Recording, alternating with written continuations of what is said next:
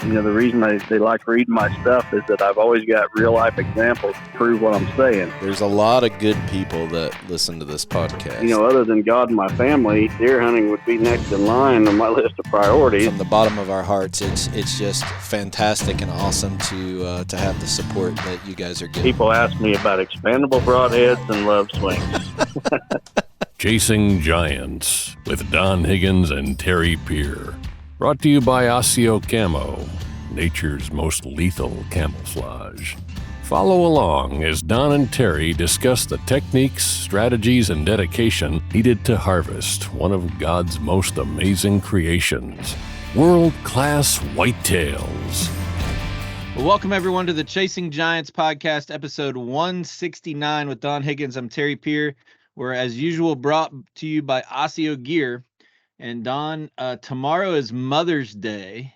And before we start this off, do you have any words of wisdom or words of thanks to give to your mother, your wife, and your daughters who are now moms or moms-to-be? Well, I just think that the older I get, the more I appreciate them. I think probably like a lot of other guys, when I was younger, I didn't appreciate my mother like I do today. I didn't appreciate my wife like I do today, or my daughters. But the older I get, I think we've talked about this on some recent podcasts. It seems like the older I get, the more sentimental I get, and the more I recognize what's really important in life, and it's the people around us, particularly family and friends. And I'm extremely blessed to have a fantastic mother that supported me my entire life. I'm blessed that she's still around. I'll be 60 years old this summer, and I think I've said it before on the podcast that most of the friends I grew up with who are my age have lost at least one of their parents, and a lot of them have lost both of their parents.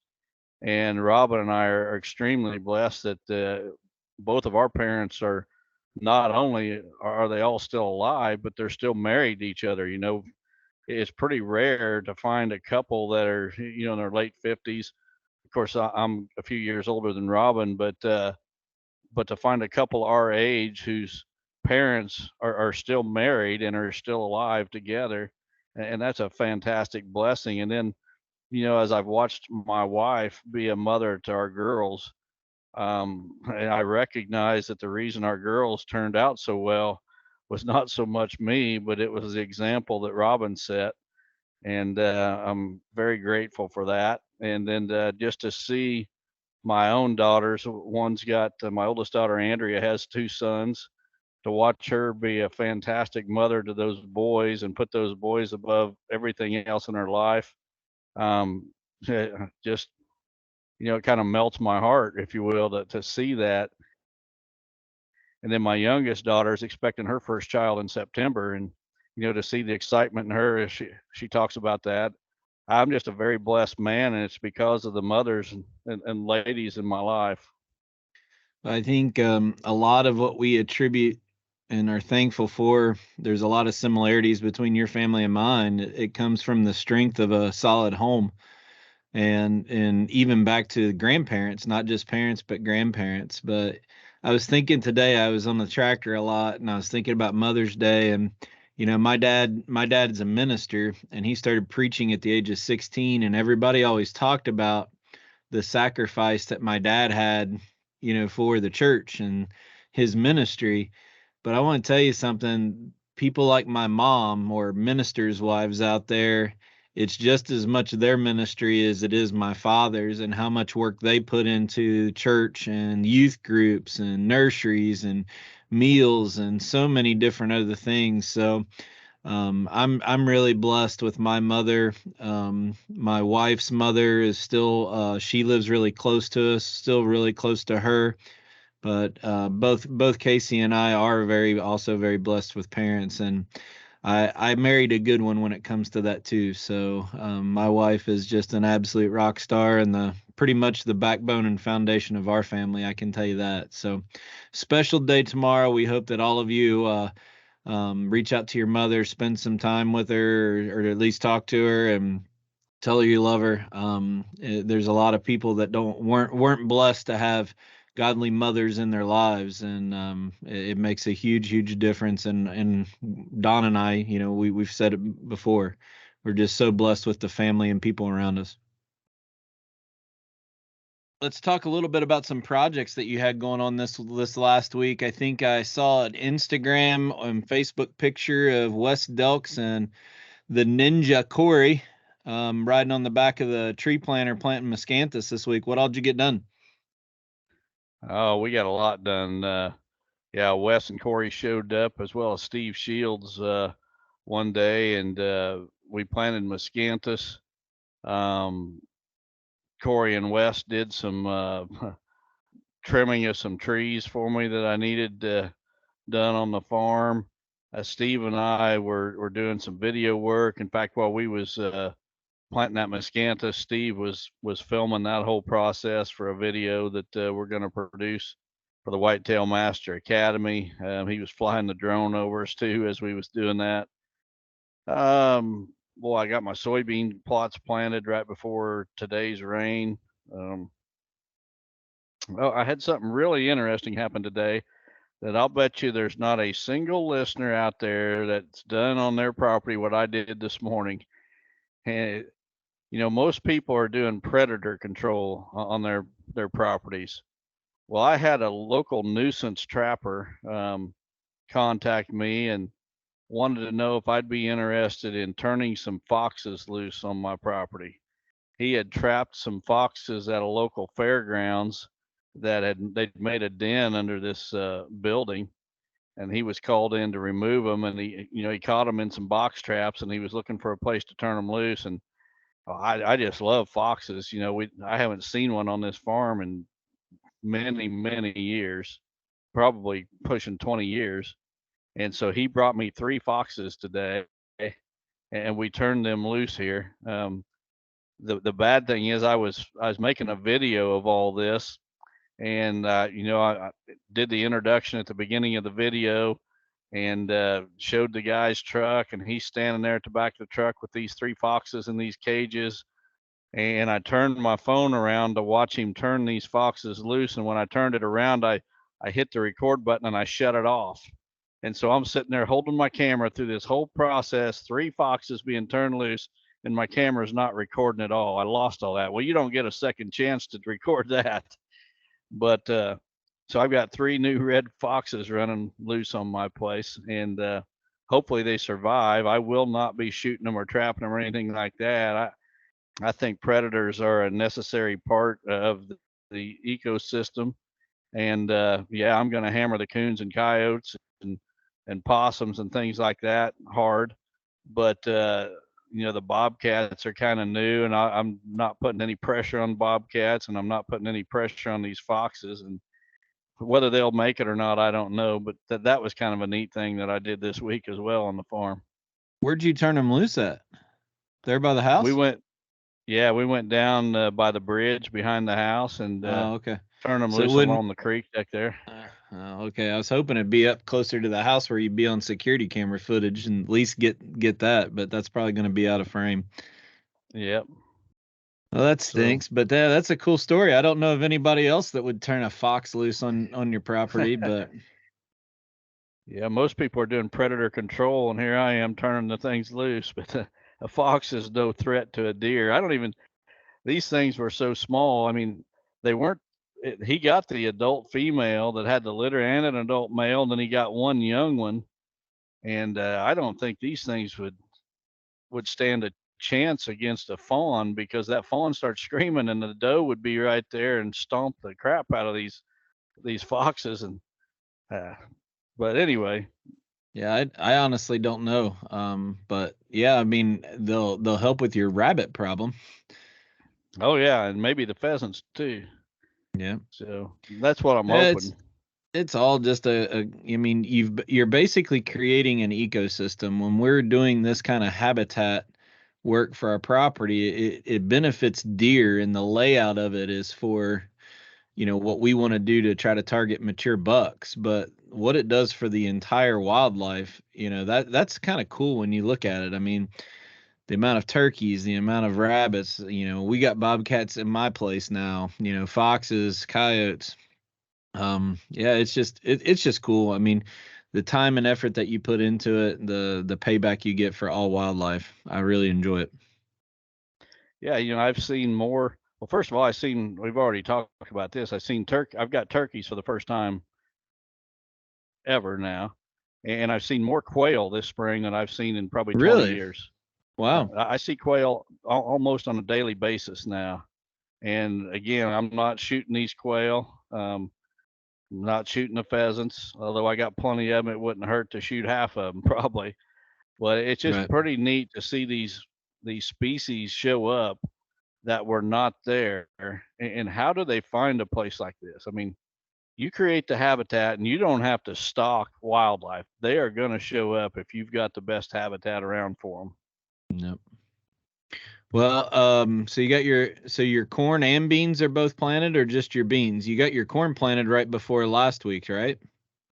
Right. So my corn and beans are done. The only plot that I have left is a plot of milo or grain sorghum that I'm going to try to get in the next week or so. And after Yep. that, I'm done. I'm going to take it easy this summer. Yeah, we had a little bit of rain through the week, put me behind. We woke up this morning and I got lime fertilizer and got the ground ready, but we had another shower come through in the afternoon. So I did not get corn or beans planted, but our good friend and your consulting client, he's been to the master class, Todd Covey, brought over his tree planter and we were able to plant all of my miscanthus today. So even though the ground was just a little bit too wet to run the corn planter over, those tree seedling planters don't really care. Just kind of opens up a little trench and then closes it back over. But we got almost 600 yards of miscanthus planted. About half of it is entrance and exit, and half of it is only there to funnel deer to specific places that I want on the farm. So a little bit of two different applications I'm using the product for, but glad to get that done. I brought that miscanthus home. I wanted to tell you this. I brought that miscanthus home the weekend of the master class. Mm-hmm. So that was the second or third weekend of March. And I think I mentioned it on the podcast that I put it all in boxes and stored it in our church's walk-in cooler. I took it out today. The rhizomes were perfect condition, still just moist, um, you know, um, not dried out. They looked absolutely phenomenal. So that's why we keep telling people not only try to pick the time frame that you want when you order your miscanthus, but be able to figure out a way to keep them in a cooler. It'll make all the difference in the world if you don't have the right weather, like I haven't for the last month and a half. Yeah, we should probably talk about that a little bit, Terry, because there's been a couple of people. In fact, right before we got on tonight to record this podcast, I was on social media addressing a message I had there from someone about a planting they did in Kentucky, of all places, back in March, and they were seeing very spotty growth from that, or sprouting from that. And folks, there is a lot of things beyond our control. We do everything we possibly can to get that miscanthus to our customers in the best condition possible. So, we rented 2 refrigerated semi trailers this spring. When that miscanthus arrives in these bulk bags, it is refrigerated immediately.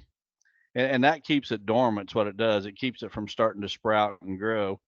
We When we put it into the 100 count bags, those bags immediately go right back into the refrigerated storage.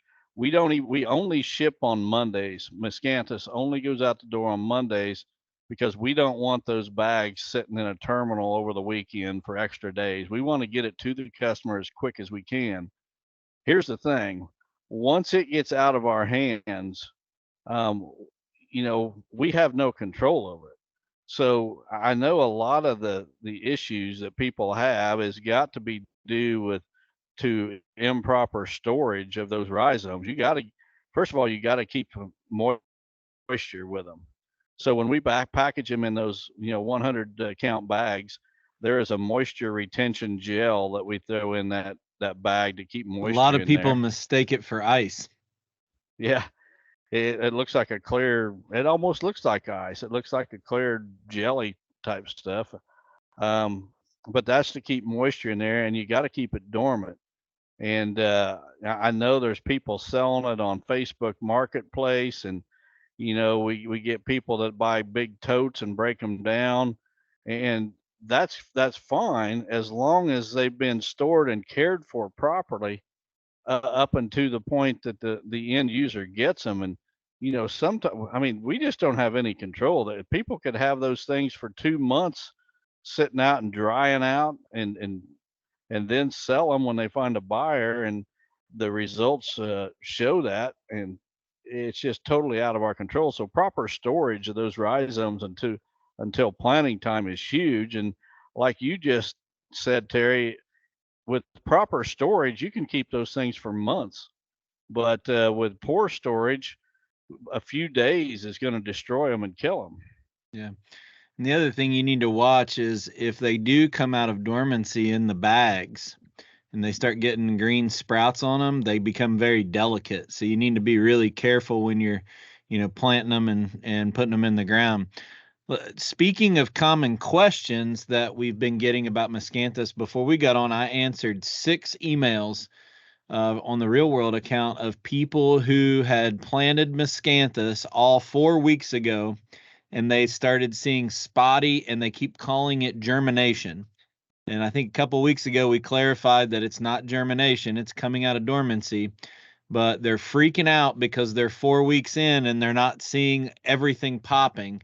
So let's talk a little bit about patience and what people need to understand as the rhizomes are coming out. I'm actually surprised in a couple cases that people saw them in 4 weeks. But go into this a little bit and kind of ask people to have a little bit of patience, but more importantly, explain what's going on with these rhizomes. Yeah, so those rhizomes are dug when the plant is dormant. So, the plant's dormant in the winter. Before that plant breaks dormancy in the spring and starts to grow, that's when they're being dug and harvested in the fields where it's grown. What brings those plants out of dormancy is heat. So when the temperature warms up, it's telling that plant, hey, spring's here, it's time to start growing. But the thing of it is, a lot of food plotters are used to growing a crop, whatever that crop might be. It could be soybeans, corn, whatever. And they go out and they plant that seed, and boom, all that seed they planted germinates at the same time. So you can look right down the row of soybeans, for example, and every one of them soybeans is 1 inch tall. Every seed you planted. Well, these rhizomes are not like that, because as they're coming out of dormancy, they will come out at different rates. And you may think that, man, I only got 10% survival, whatever you want to call it, to only 10% of my rhizomes grew. Well, in another 30 days, you might be at 50%. And then another 30 days. I mean, those things, the first thing that they're doing is their roots are going to start growing. The soil temperature's warmed up. That rhizome is figured out that it's spring, so the roots start growing. And as those roots start growing, then the little sprout starts working its way up.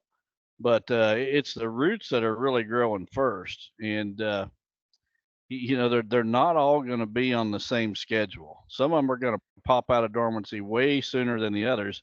You got to be very patient. And it's going to be early to midsummer before you see really what kind of success you had. And I'll throw something out there, a firsthand experience of mine from a few years ago. I got, this was even before Real World was selling miscanthus. This is one of my earlier plantings. I got a bunch of miscanthus one spring, and the place I got it, I didn't get it from them until late. It was probably pushing the 1st of June, and I got these rhizomes, and I was planting them along an established or within an established switchgrass field. So that spring, I burned off this switchgrass field, and along the edge where I was going to put this miscanthus, I sprayed, like a little 5-foot strip, right where I wanted this. And then immediately I went in and put those rhizomes in. But again, it was like June, and conditions were very, very dry that year, very dry. And at the end of the summer, I'm looking out there, and by this time, a lot of that switchgrass I thought I'd killed had turned brown, but then it starts coming back. I didn't kill it. I just set it back, and it comes back. And I'm telling you, at the end of that year, I'm talking in the fall, like October or November, I looked at that planting and I thought I've got 5% survival at most. There's no more than 5% of them rhizomes survive. Well, over time, they just kept coming on and coming on. And today, there's an absolute wall. In fact, we see it on the master class when we go take the farm tour and we walk over towards the smoky blind. And between the house and the smoky blind, there's that miscanthus that's right there along the edge of the switchgrass. Yep. That is that miscanthus that I swore had less than 5% survival. And today it's an absolute wall. And I never did anything after that. I gave up. I thought this stuff has had terrible success. I'm just going to let it go and, give up on the whole project. Well, it actually worked. But to be honest, it was probably, I bet it was 3 years before I really had what I considered a row. It was real sporadic. And, those roots were fighting with that switchgrass a little bit, competing to grow. But today I got a wall. So folks, don't give up on your planting is what I want to stress. Give it a chance. And when I say give it a chance, I don't mean give it 60 days. I mean, give it a couple of years and see what you got. Yeah, it's a big investment. So I don't want to diminish people's concern because they spend, a good bit of money for this screen product. It's a lot of work to put it in. I mean, trust me, I'm wore out. We were out there most of the day today doing it. But you just have to understand, number one, it's not germination. The tree or the rhizome root is already living. It's just dormant. So when you put that in the ground, they come out of dormancy at different times. The other thing that I want to stress is when you look at different rhizomes that you plant, some of them already have little sprouts and nubs, some of them don't. So some of them basically have a head start where those fibers are already starting to grow out. You might have some that have fibers, and the way you drop it in the trench, it's at the wrong orientation versus that's all going to dictate when you start seeing this stuff. So please don't panic. I'll continue to answer your emails when you email them in, but you got to be patient. We say it all over the website. This is a 3-year process to get your screen where it needs to be at full maturity that you'll be able to enjoy and utilize for years to come. But it just takes a little bit more time than 4 weeks before you start freaking out. No doubt about it. It's basically all these tall grasses, switchgrass, miscanthus, bedding in a bag, they're going to require more patience than anything you planted. So you don't freak out when 30 days after you stick it in the ground, you aren't seeing much or might not seeing anything. Have some patience. All right. Well, with that, let's take a quick break and listen to our friends from Osseo. Remember to also check out Joe Miles' podcast called Mission Whitetail. You can find it on all the major podcast platforms. Osseo Gear introduces a premium line of bow hunting gear that is unmatched, pairing nature's finest camouflage with the best technological innovations. Osseo Gear brings whitetail bow hunters the gear they need to be the best at their craft. The unique camouflage mimics the intricate feather pattern of North America's greatest predatory creatures. Designed for invisibility, built for comfort, and engineered for function. Visit OsseoGear.com. That's ASIO Gear.com to start shopping. Osseo Gear, prepare to be invisible. All right, Don. Well, we're gonna bring up an interesting topic about seeds and different trials and different growers. But I want to tease up a little bit. We got a good Biofarm segment this week. Don Bailey is on the show to talk about a new listing in Marion County, Illinois. You'll want to stick around for that. And then also Kevin Miller is on the show tonight to talk a little bit about the Haiti mission that we donated a land consulting project to. So you want to stick around for that too. But Don, dive into this little bit of a social media post you made today about different corn packets. I think you had little packets of 100 kernels of corn and said you were going to talk about this on the podcast tonight. What do you got for us? Well, Dwayne and Mike at Kitchen Seed, they've been in the seed business for decades, and they've made a lot of connections over the years, and they've been fantastic partners of Real World, and have really helped us not only get established and become, one of the major players in the whole food plot seed industry, but they've also helped us take the company in a different direction than just about basically any other food plot seed company that I know of. And one of the things that they did this spring is there's some very specific traits we're looking for in our deer corn, and high protein, high fat, um, different growing days, different maturities for different regions of the country. We're looking at expanding our corn offerings. So the current NutriCrave, has a limit on how far north we can take it. So we're looking for a shorter day corn. But anyway, one of the plant breeders, the corn breeders that they have worked with for a number of years, sent us some samples to test this year, about 20 different packets. And these packets were in little envelopes. And I was expecting when these guys, I told them, let's get some of this stuff and let's start testing it. I'll offer, part of my property to do the testing. I was expecting bags of, quarter acre bags anyway, several pounds of each variety. Well, I couldn't believe it when these guys presented me with 20 different varieties of corn, and it's in a box literally half the size of a shoebox. And I open it up, and there's these little envelopes that a lot of people have probably seen it on my social media posts, but these little envelopes no bigger than what your cell phone is, and each envelope had exactly 100 kernels. And I know there's 100 kernels because I planted these things by hand, and I was dropping them in the row by hand, and I was counting as I was dropping them. And I'm telling you what, they value this seed so much, they counted out exactly 100 kernels for us.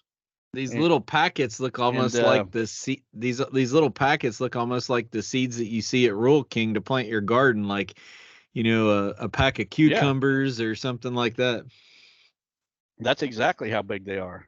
And so one thing I've learned about this whole process of developing new corn hybrids that I didn't realize was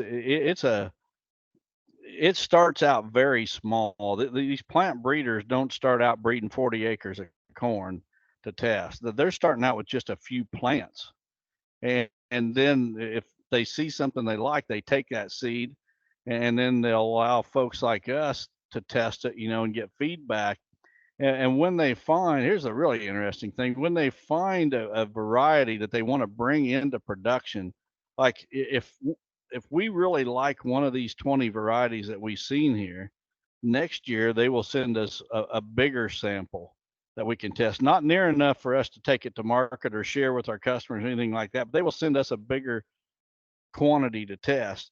But once we find one that we like, they're still a long way from having bags of this stuff. So what they will do is they will send the varieties that they want to expand down to Puerto Rico. And in Puerto Rico, it's basically summer all year round. And these corn hybrids are typically in the 100-day range, give or take, 10 or 15 days one way or the other. And so they can send it down there and they can get 3 crops in 1 year. And so what they'll do, they'll send down, say, a quarter acre bag to Puerto Rico, and they'll grow a quarter acre of this corn. And as soon as they harvest it, they shell it and they plant every kernel. And then they do the same thing again. And each time they're expanding how many acres they got.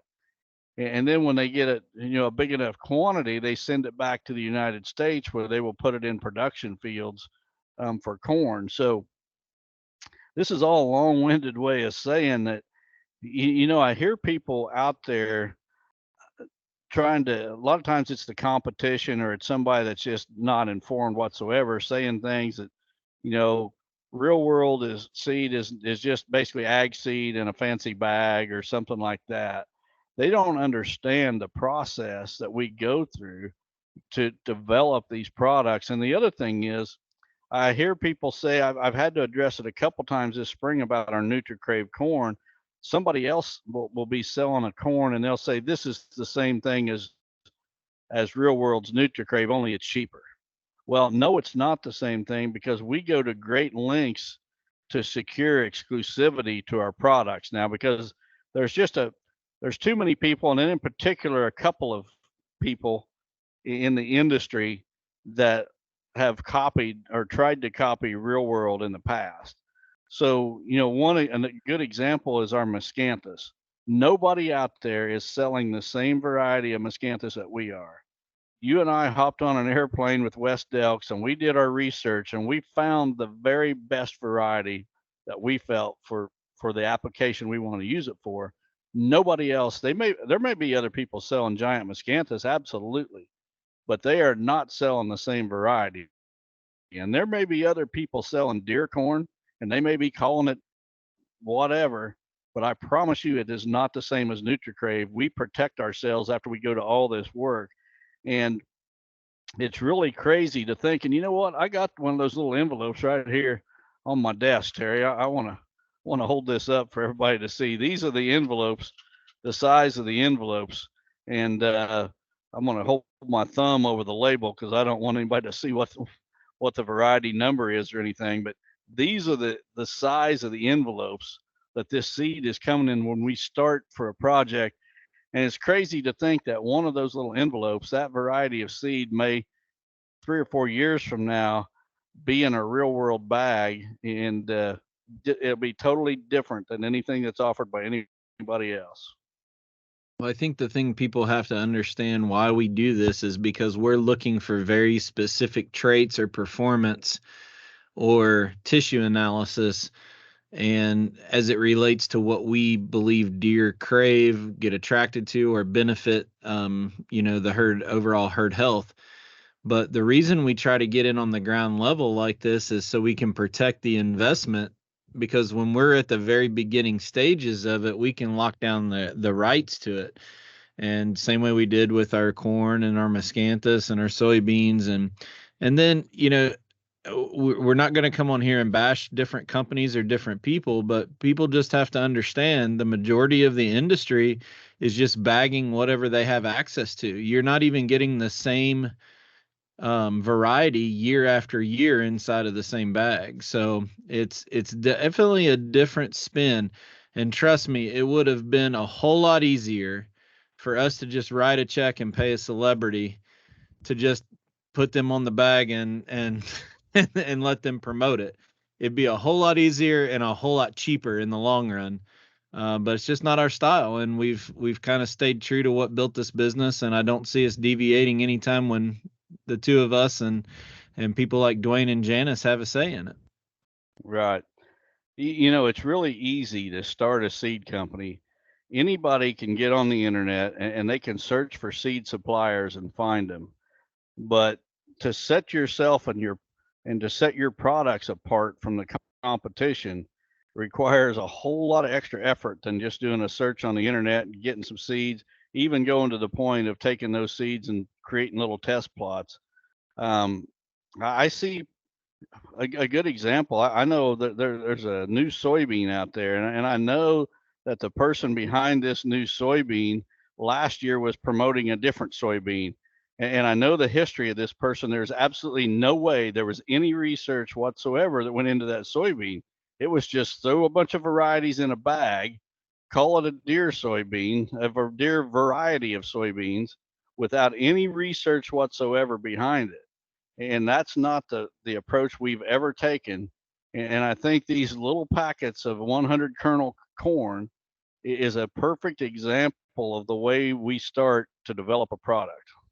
Well, I learned something tonight, though. I did not know they sent all those to Puerto Rico. So all of us sitting here listening to that analogy are just hoping that our 401k start exponentially growing like the corn seed packets that go to Puerto Rico before they come back and go into mass production. So yeah, hopefully so.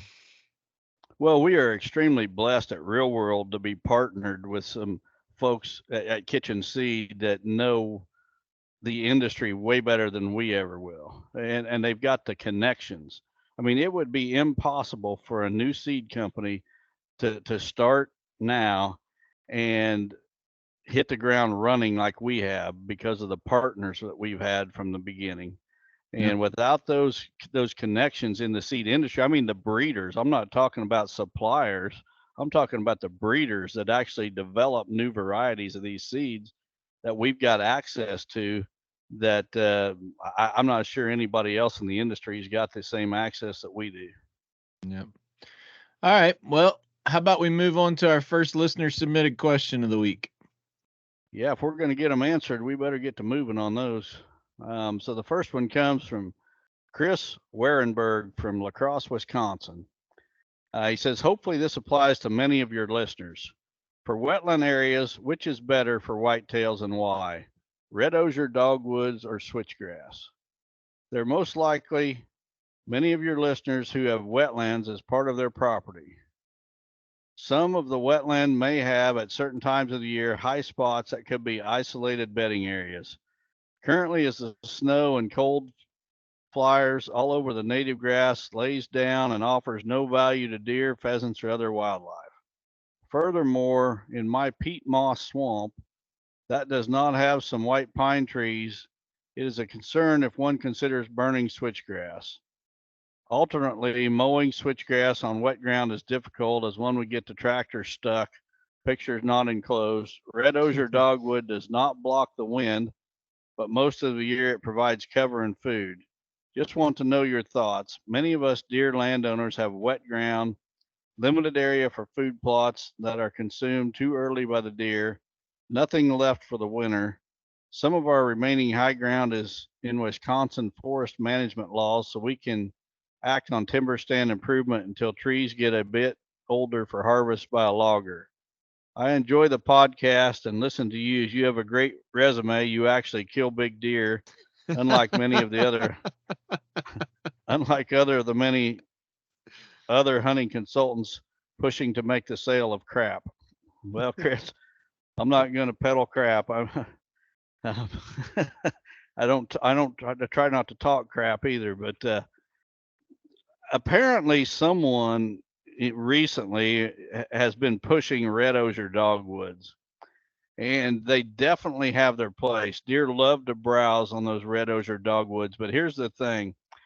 I know because of whoever made this declaration that red osier dogwoods are great deer bedding habitat or whatever the case may be. Because of that, there's a lot of people planting red osier dogwoods this spring, and I've seen an uprise on social media of posts of people planting red osier dogwoods, and I think there's going to be a lot of people disappointed because those red osier dogwoods require a very specific environment to do well in. That doesn't mean they won't grow anywhere, but they're going to grow so slowly or basically just survive and not thrive. And the deer love them so much that those plantings, the deer are just going to come by and wipe them out before they ever have a chance to really get going good. I do think that in a swampy area like you've described, red osier dogwoods are probably, depending on the exact specific situation, probably most of the time are a better option. If it's so wet that you're in basically peat, I don't think that switchgrass is going to do well at all. So the red osier dogwood would be a much better option there. You mentioned peat because of fire. I don't have experience with it, but I've talked to many people in like Wisconsin, saying that peat will actually burn, and it'll burn for days and days and days, if not weeks, almost impossible to get the fire out. So I've said many times, if you can't burn switchgrass, I wouldn't plant it. So you've just described a situation where you can't burn it. You also described how you can't mow it without getting a tractor stuck. That sounds like a fantastic opportunity or situation where the red osier dogwood is your best option. I think that a lot of times here's a big thing about information on the internet is we got to recognize that what maybe is bad information for a big region of the country is actually fantastic information for another region of the country. And we got to like pick and choose the information that we take from the internet, because it may have its application in the right situation, but I think there's a lot of information that really is bad information everywhere. But there's other information that's very sporadic. It's good here, good information for this region, bad information if you take it elsewhere. And I think I wish I knew what was being promoted about the red osier dogwood to have everybody talking about it and see all these posts about it. Because then I could comment, a whole lot more.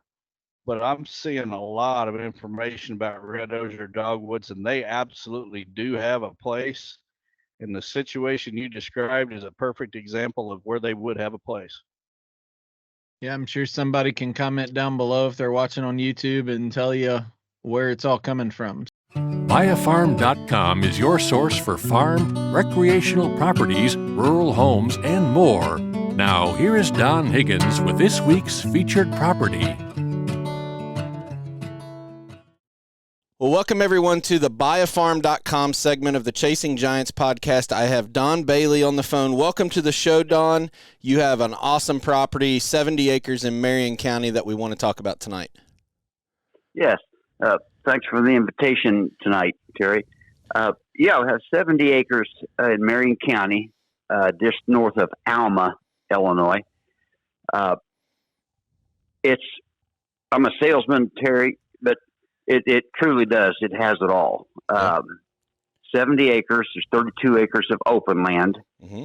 It's mainly been used for pasture, or not for pasture, but for hay. It's got the amazingly good fescue and clover stand on it. Was talking to the neighbor today that had lived there next to him for 45 years. Said the gentleman that owned it for the last 50 years didn't allow any hunting. Wow. Which is amazing. It has several fingers of brush, several fence rows. Has a nice pond. Has a established orchard of various trees. Garden spot is ready. And another interesting thing about it, Terry, it has a barn built in 1930s, still straight and structurally sound. Wow. A lot of them at that age weren't built properly or whatever, or didn't good foundation, and they kind of went by the way. Right. But has a home on it, a small home, 1,200 square feet. Excellent structure. Has a metal roof and new windows, but the home is dated. The gentleman lived there for years and years, and a lot of the last few years he lived by himself, so it's extremely dated, but it is a solid home. Right. Two-car detached garage, nice machine shed, several other outbuildings. And the thing for hunters is it's basically move-in ready. I mean, it's the home's functionable. The land supposedly hasn't been hunted for 50 years, and I can only imagine the game there, the deer and turkey. Yeah, that gets everybody's attention when nothing is allowed to be hunted on, because that's just, Don and I preach all the time, the lack of intrusion is what gets those mature giant bucks ready to stay somewhere, and that's probably just a safe haven since nobody's been in there hunting. The other thing I like about that is even though the house is dated, it would be perfect for a group of guys to, have it as a hunt camp and do it kind of fix up and, improve stuff as they go, but be able to move in and hunt in it this season. Storage sheds for side-by-sides, equipment. It just sounds like a great opportunity for an outdoorsman or a family that wanted to remodel a home and have a little bit of acreage. Yes, and like I said, the home is dated, but you can tell by looking at the whole thing that the guy was meticulous about caring for stuff. I mean, Yeah. everything is in top notch shape. It's Yeah. got some age on it, but Sure. he's got a vineyard planted. Wow. Had it irrigated from the pond. Uh, a rather large area of grapevines. Hmm. Has like an acre of garden that he planted every year. Is plowed and ready. Uh, Another thing that was strange about it, there's at least 25 trees, huge trees, that were planted over the years next to the house, within 50 yards of the house, Hmm. which is you just don't see anymore. Right. Nice shade and windbreak too. So, Yeah, all right. Well, yeah. this, unlike some of the previous times we've had you on, this is not an auction. This is a true listing that we can find on biofarm.com's website. For the people watching on YouTube, you're seeing pictures of it right now. But when you go to biofarm.com, search the county Marion County, and it's 70-acre listing. Why don't you, Don, go ahead and give your contact info. That way, if anybody has any questions, it's not a set date for an auction, so this thing could go anytime. So if you're interested in learning more, they need to reach out to you immediately. Okay, it's Don Bailey. My direct phone line number is 618-919-1031. Or my email is dbailey@biofarm.com. Great. Can't wait to have you on in the future with other listings or auctions or other properties. But as always, we want to thank you for supporting the podcast. And go check out biofarm.com on the website or on their social media page. Thanks, Don. We appreciate you, buddy. Thank you. Extremely proud to be working with you boys. All right. Have a good day. You too. Bye. Bye. Okay, this one comes from Scott Thomas from Hartford, Wisconsin. He says, "Hi, Don and Terry. I came upon your podcast about a year ago and have found your info and topics helpful and interesting. As a new property owner within the last few years, the wealth of info available on the internet for deer habitat management can be a bit overwhelming, sifting through what is practical or just a BS sales pitch. Thanks for the no BS info. Don, on a recent podcast, you mentioned you were going to be doing an annual burn on one or more of your switchgrass plots. I understand the reasoning for the burn as to promote the health of the switchgrass plot.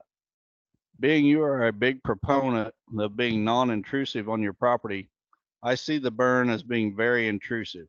Secondly, it displaces any deer using the switchgrass for cover or bedding after the burn and will not be viable cover bedding area for what I am guessing till late summer. Can you enlighten as to why this is not being intrusive or disruptive to one's property, especially if you have a known target buck, in your case, Babe, but you may or may not know if it inhabits your property year round? Thanks, Scott." Well, Scott, one of the ways to keep big mature deer on your property is through good habitat, and burning is required for switchgrass. In any given spring, I am only burning about 1/3 of my switchgrass. 2/3 of it gets left, so I'm burning on a 3-year rotation, and so any particular field gets burned once every 3 years. That is not. I get 100% what you're saying, but you got to look at the time we're doing it. These burns are taking place in late March, about the time winter's breaking and things are just starting to green up. The pressure that you're putting on your property at that time of the year is not a near as big a deal as it would be later in the year.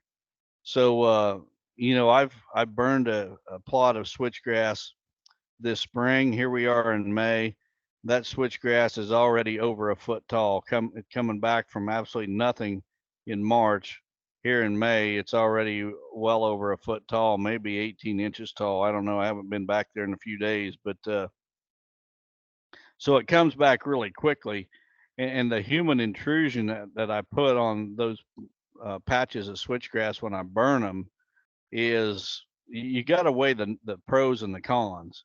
The benefits far outweigh the cons, because if I didn't burn it, those switchgrass patches would be overtaken with weeds and such, and the quality of the cover would go downhill over the years. So I'm maintaining quality habitat through those fires or those burns, and that combined with the time of the year I'm doing it far outweigh any negatives from human intrusion. It's not like I'm burning the entire property.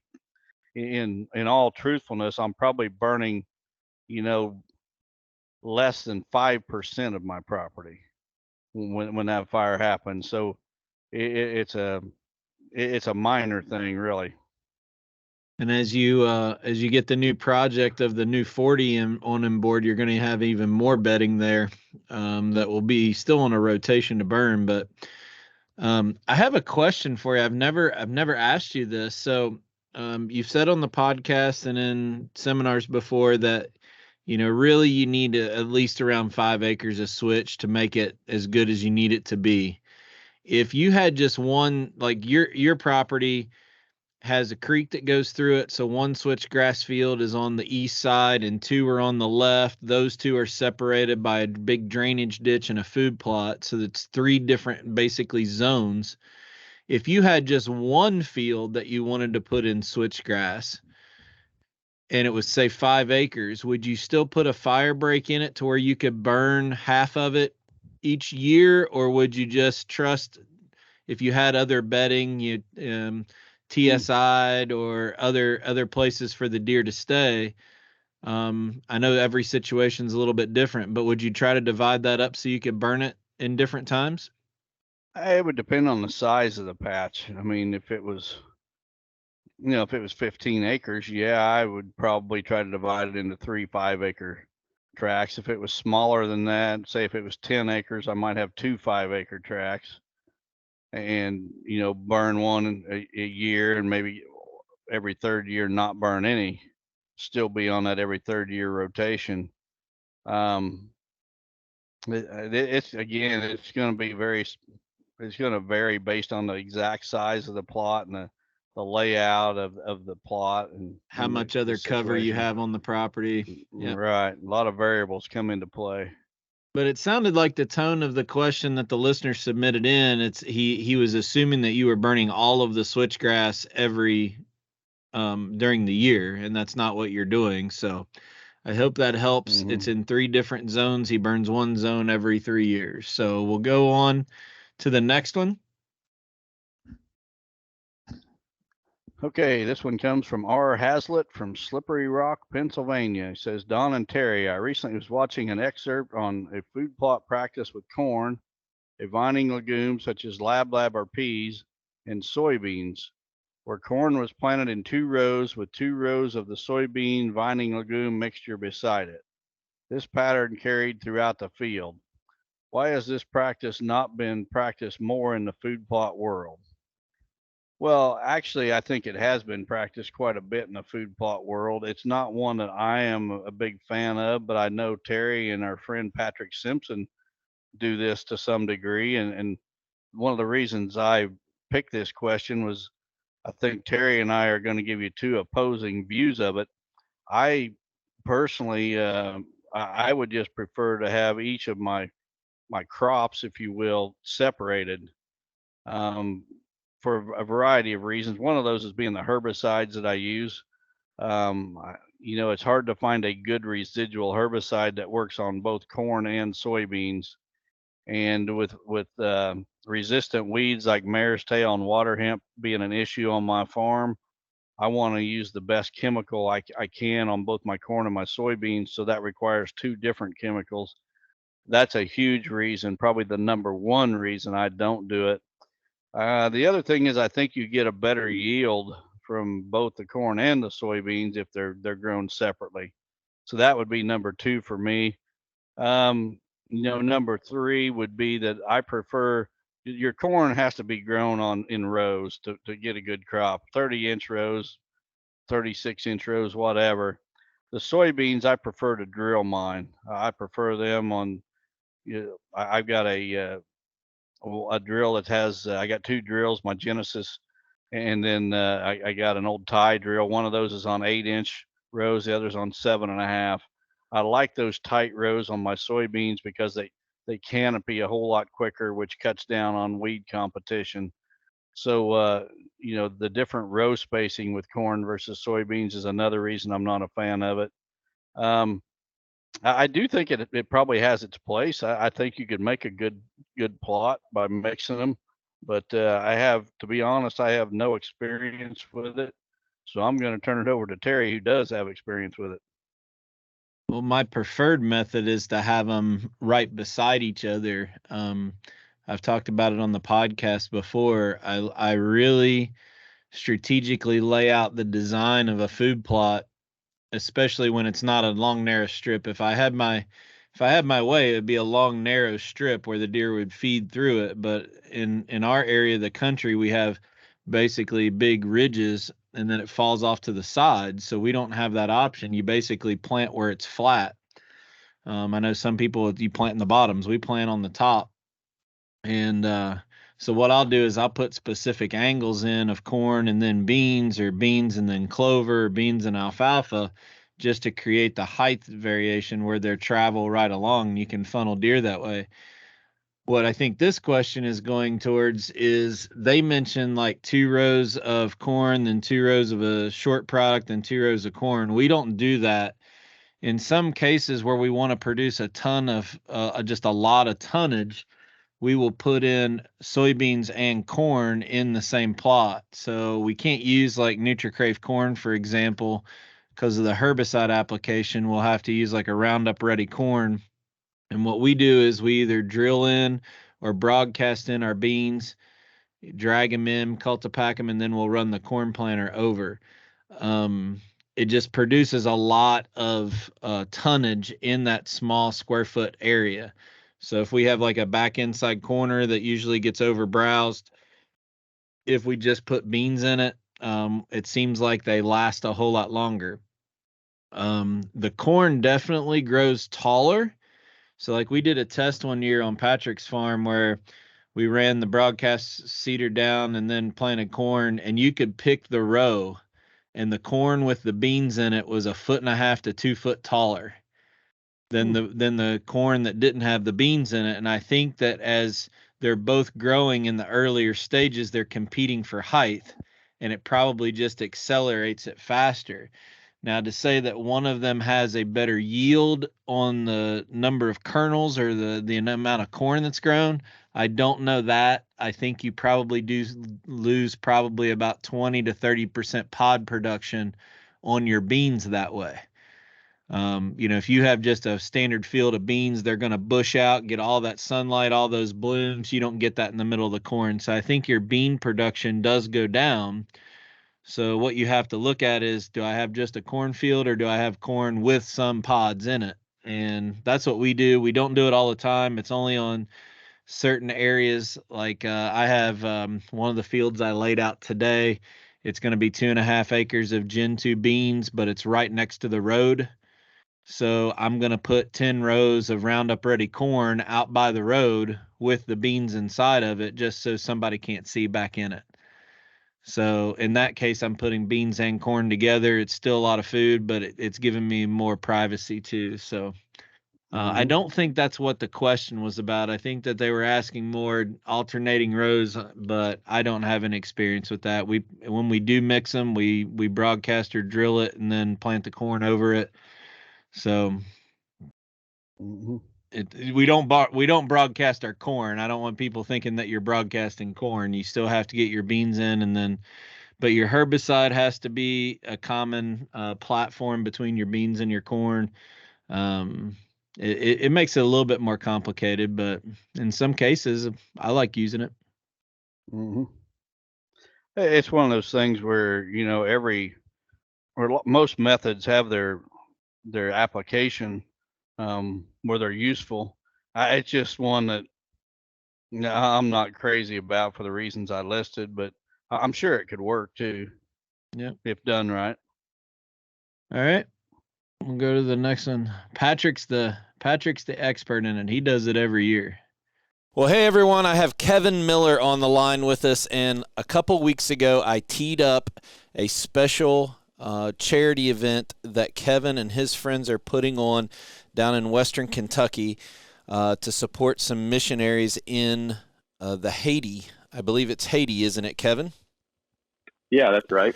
So I got Kevin on the line tonight to talk a little bit about the mission itself, where the money goes, and let's start with that, and then we'll talk a little bit about the auction and tell everybody how they can participate if they want to. Yeah, so good evening, everyone.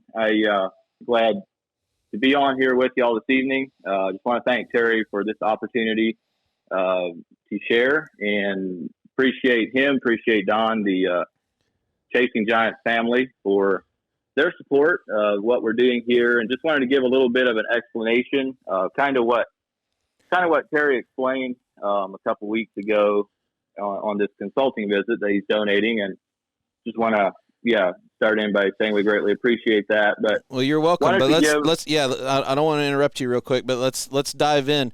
Tell us a little bit about where the money goes. The money is pulled together from a lot of different areas. I think there's different states, but the money is pulled together, and all of it goes to Haiti to help different missionaries, right? That's right. Yeah. So there's basically 18 different missions that we're supporting with this year's auction, and prior years it kind of bounced between like 17 and 18 different missions, and these missions, they're various organizations. I mean, there's things like technical schools, there's literature distribution, there's all kinds of different ways that these missions are helping out the people in Haiti. Right. So this money is basically going to support these missions. It's not directly funneling into Haiti. It's basically supporting missions that are based in the States largely. Right. So. Well, Haiti's near and dear to my family. My wife and my oldest daughter have been on multiple trips to Haiti, and for the people who follow the country of Haiti, it's in complete turmoil right now. It's really sad. It's obviously a third world country, but the political nature is just completely off its rails right now, and it's so cool to see groups of people that get together and try to raise money and not only just give missionary work, but also try to educate, empower, and create jobs down there. Now, this auction that you guys are having is coming up pretty soon, so talk a little bit about that, some of the stuff that might be in it, because we have listeners that might want to come to the auction, or they might want to contact you and figure out if there's ways they can participate remote. Yeah, so this auction will be held at the Christian County Event Center, and that's in Hopkinsville, Kentucky, Friday evening, May the 19th, and Saturday, May the 20th. And kind of a little bit of the agenda, 4 o'clock we start, and there's like a supper, catfish dinner, quite a bit of different food going on there. And then we have a live auction that evening, selling quite a bit of different things, some fairly high quality items. We got several 360 blinds, there's Amish made furniture, there's e-bikes, there's garden tools, brand new power tools, just you name it. There's big so many items some there. Stuff, and some big ticket stuff too. So that's a little bit what we're doing. Saturday it starts at like 6 o'clock in the morning with like a breakfast, and then we start at 8 o'clock with the auction, and this auction will probably go most of the day. There's a silent auction board, there's a live auction board, several live auction rings going and generating this income. Okay. So the Higgins Outdoors Group and the Chasing Giants podcast, we wanted to support you. So since I'm the local guy, we're donating a free land consulting visit to be auctioned off. First, talk a little bit about that and how that's going to work, because there's going to be a couple little caveats where people can work through you and still bid on this. But before you do that, I want to up the ante a little bit, if that's okay. Am I allowed to do that? Yeah. All right. So the winner of the package for the land consulting for Higgins Outdoors, as you know, when I come and do this is a Don Higgins plan. I'm more of the site evaluator and put together the preliminary proposal and then go over it with Don. But Don and I are also going to throw in a little bit more. The winner is also going to get a full suit of Osseo Camo mid-season Sherpa that we were going to work with our primary sponsor, Osseo Gear, to provide. And then we're also going to do a package from Real World Wildlife Products to help you with your food plot program for that plan that we put together. So we're going to up the ante. It's not just going to be me coming and doing a consulting visit, but we're also going to suit you up with camo and provide you a package for your real world product that goes along with that plan. How's that sound? Like, wow, I'm like speechless. All right. Yeah, So, it's the first time I've heard this, and yeah, so very grateful. I figured I would drop that bomb on you live on air. So for everybody listening, go over the dates. That's real important because they need to contact you before certain dates, and then tell them how they can participate and how, since my part's not going to be technically in the live auction, you got to do a silent bid first. Talk about that process so everybody knows, because we're running out of time. This is coming up really soon.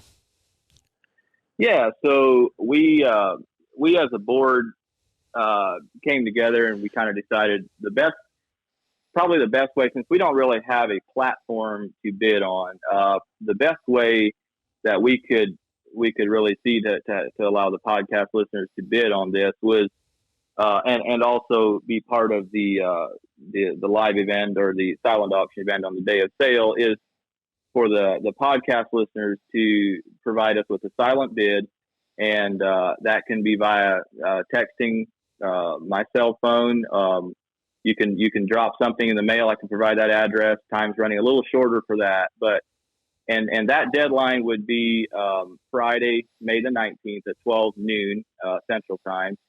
And then we'll be taking that bid, that top silent bid, sealed bid, and putting it on the silent auction board on sale day. So if you want to top that bid, probably going to need to be there on sale day. So, but just appreciate all that you threw in there, Terry, on that. It's just tremendous. Yep. So if you want to bid on the free Higgins plan, a full gear of mid-season Sherpa Osseo gear camo, and a real-world package to go along with your consulting visit, Kevin's going to give you his phone number, and you need to call him.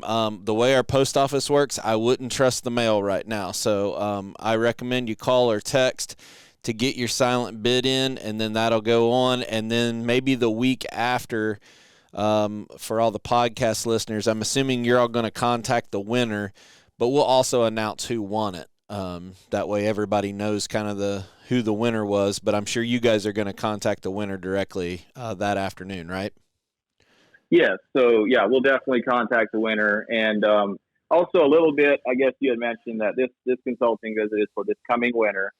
And the other clause for this is 4 hours from Terry's home. And that would be like Dry Ridge, Kentucky. So if you put in your Google Maps or whatever, essentially, try to be within 4 hours. If I guess if you're a touch over or something, just give Terry a call. We'll work with that's you. kind of where we're at. Yeah. So this is going to basically be anywhere in Kentucky, pretty much anywhere, Nashville, Knoxville over to Bristol, any Indiana, most of Illinois, southern Michigan, anywhere in Ohio, and even parts of western Pennsylvania, West Virginia. So 4 hours from central Kentucky is a big, big area. And if there's something happens that you're too far away, I'll still make it right with you, and we'll do something, whether it's through one of our other consultants or maybe some other prizes or something. But if you're in that 4 hour area and you want to bid on it, we'll make it happen. Yeah, sounds great. So yeah, my information, if you want to just reach out to me, cell phone number is 270-893-8340. Again, that's 270-893-8340. And you can just reach out to me if you got any questions, or if you just want to send me a text. Preferably, once you actually send the bid, I want it via text. That way we have record of it, along with your address. That way there's no mistakes. And then we'll get you in. So I greatly appreciate that. Well, for those who didn't know and didn't hear the previous podcast where I talked about Kevin is a consulting client of the Higgins family, and also you've attended the master class, so you've seen firsthand kind of what we're about and still wanted to do this, and we were more than happy to pitch in and help. It's things like this that connect our listeners who are trying to use their passion in their local community to make big things happen in the kingdom of God. And we just can't thank you guys enough for all of that group down there around Guthrie and Russellville and Bowling Green and Hopkinsville. So many podcast listeners down there. We thank you guys for your support, but most importantly, thank you guys for trying to do good in the world today and share the love of Jesus. That's what means the most to us. So we appreciate you coming on, Kevin, and reach out to him if you want to bid on this thing. We look forward to seeing how much money we can raise, okay? Appreciate it, Terry.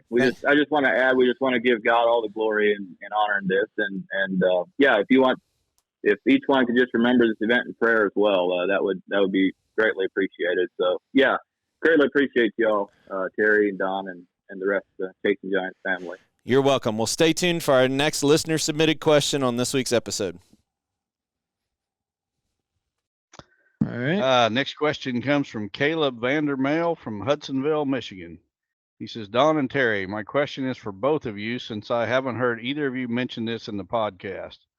How much is too much regarding talking during the off-season while doing habitat or tree stand work? For example, while hanging stands, are you whispering or using sign language? Do you think it puts intrusion on the deer at your farms? My dad and I always seem to differ on what tone of voice we should be using during the off season, and I'd love for you to set the record straight. Thanks for all you do for us Christians in the outdoor industry. God bless. Well, Caleb, I don't know which you or your dad, which side each of you took, so I'm going to make one of you happy and one of you maybe not so happy, but I'm going to give you a straight answer either way. I think that when you're doing habitat projects, when you're hanging stands, now if you're hanging a stand in season, that would be totally different than like hanging a stand this time of the year, getting it ready for next fall. But when you're on your property doing this various habitat projects, whether it be working food plots, hanging your stands out of season, whatever, I think you want to make noise. I think you want those deer to know that you're there, and give them a chance to decide what they're going to do. Are they going to vacate the area? Are they going to just lay tight? You give them a chance to make a decision when they hear you coming. What you don't want to do is slip right up on them. And it really, I think of a couple of real life examples, and one of them just happened today. My son-in-law Corey was here with me, and my grandsons. All four of us were in the side by side, and I was showing him some work that we'd been doing on the new property, the new 40 that joins the farm. And we went and we drove the side by side and seen where I'd hung a new stand. And folks who watch the Whitetail Master Academy will recognize the big oak tree that I've talked about several times this spring as I've done projects around that big oak. But Corey, we drove right there to where that big oak was on the side by side. Any deer in the area could obviously hear us coming on that machine. We had the windows down. We was talking, not trying to be quiet at all. Well, then we drove away from there, and we circled clear around the section, and we came in from a different direction due to the crops being in and everything. To circle around to the other side of that woods, we had to do that. Well, so we come around to the other side, and when we did, we jumped a bunch of deer, and those deer that we jumped were within 50 yards of that big oak tree. But where they were bedded at, they were like behind a bunch of brush and stuff where we couldn't see them, they couldn't see us, but they could absolutely definitely hear us. Well, those deer laid there, and a few minutes later, when we had circled around on the other side where they could clearly see us and hear us, well, then they busted out of there. And yet those deer had laid there tight that whole time. Well, another example is you may recall the story of my first 200-inch deer, the 214 I shot back in 2004. I seen him for the first time on November 6th, and then on November, and I only had one stand on that property at that time. Well, on November 7th, the wind changed, and I wanted to get another stand up. So in midday, November 7th, right there at the peak of the rut, I come in with a friend of mine in a pickup truck, windows down, radio cranked as loud as it could possibly go, pull right up to the tree I wanted to work on. We get out, we hang the stand, cut a couple of shooting lanes, and the whole time we're doing that, I left the truck running. I left that radio blaring the whole time we was doing that. Didn't even attempt to be quiet. Got back in the truck, drove away. I came back that very afternoon for an evening hunt, and I seen the 214-inch buck 20 yards from that stand we just hung. Now he was in really thick brush, and I was not able to get a shot because of the thick brush he was in. But sometimes you're better off to announce your presence instead of spooking a deer real close in his bed. Let him hear you coming and let him make a choice. Is he going to lay tight or is he going to sneak away? And when you do that and the deer survives, when he gets away from you doing whatever it is he did, laying tight or running, um, that makes him feel safe there. He feels that he avoided danger as he was there at that bed. He heard the danger coming. He was able to avoid that danger, and it makes him feel safe, and he will continue to use that bed. Now, I believe if I would have snuck in and tried to just walk in quietly and hang that stand, this was a very small property, by the way. I think my odds of busting that deer out that day would have been very, very great, and I would have never got a chance to kill him.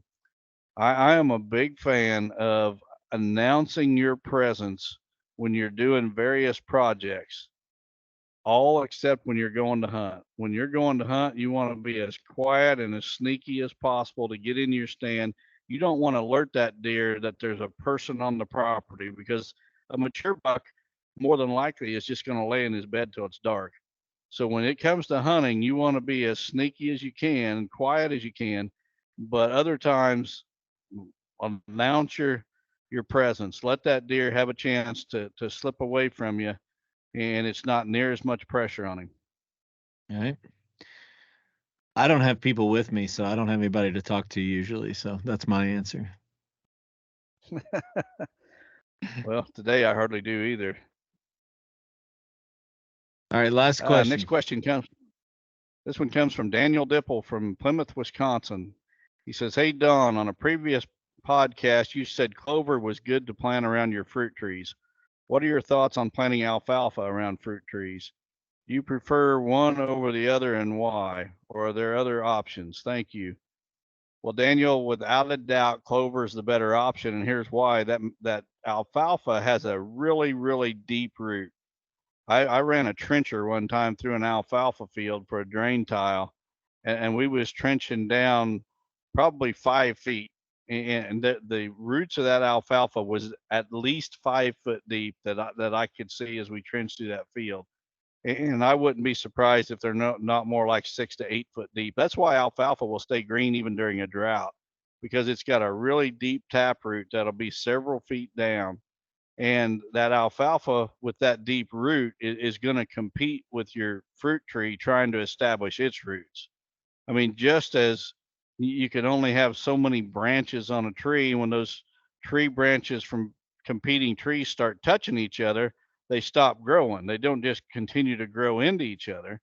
And it's the same way with the roots. You want that fruit tree to be able to establish a good root system without competing with other roots down in that same zone.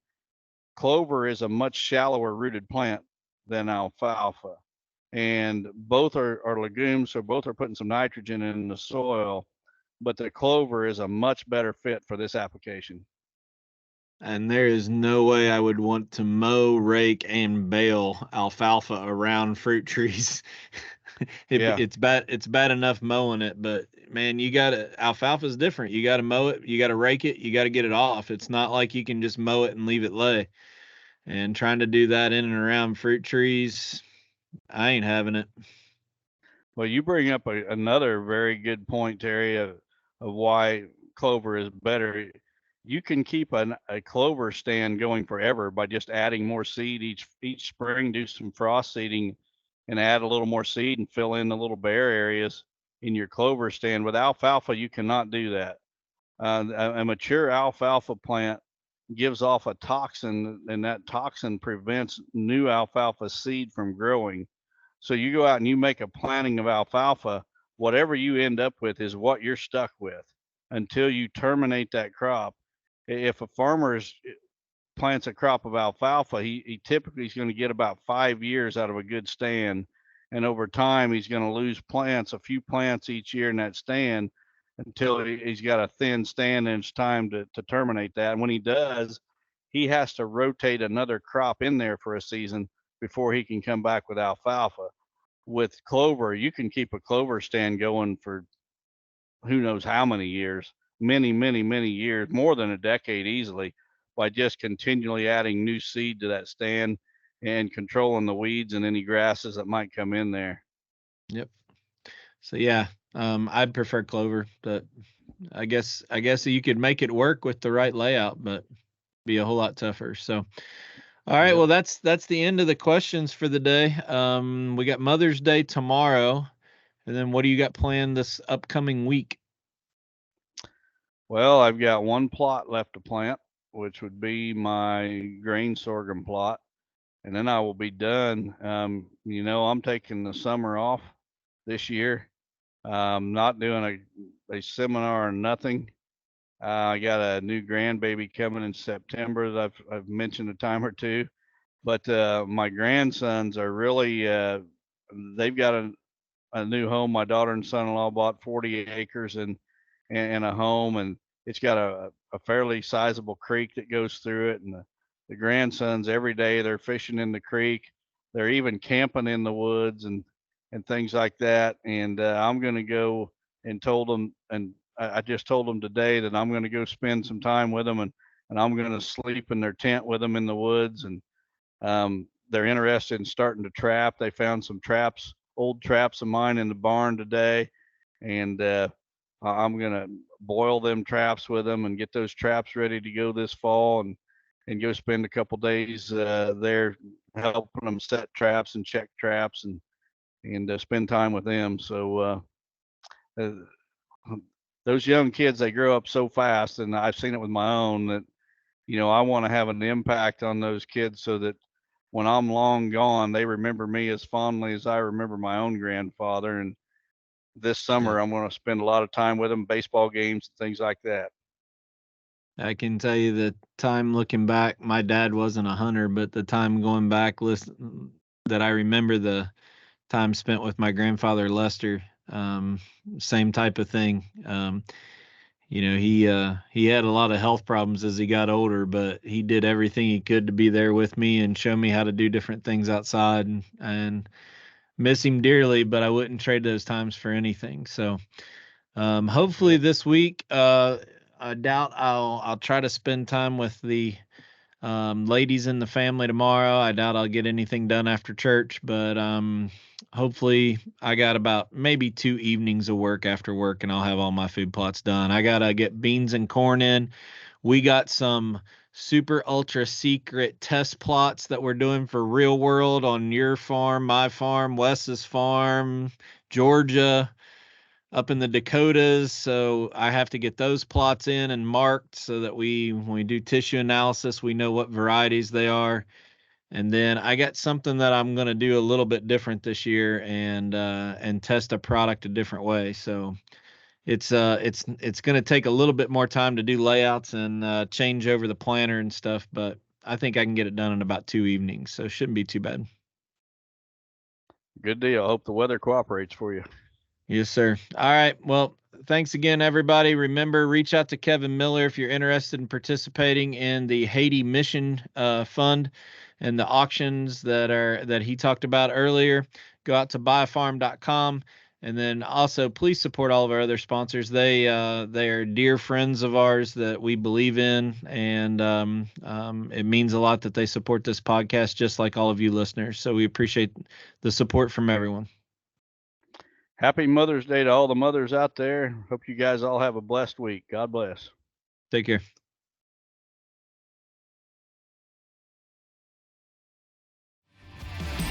Chasing Giants has been brought to you by Osseo Camo, Via Farm Real Estate Company, 360 Hunting Blinds, Victory Chevrolet, Real World Wildlife Products, Matthews Archery, Novix Tree Stands, Gingerich Tree Farm, WildlifeFarming.com, Quiet Cat, and Vortex Optics. Thanks for listening, and tune in next week for another episode of Chasing Giants.